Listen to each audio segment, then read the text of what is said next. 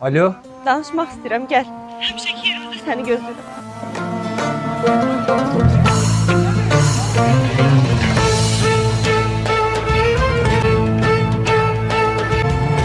Buradayım, yoxsan axı? Demək ki, ora deyil də həmişəki yerimiz, yadıma sal. Mən oğlum! Bəkir!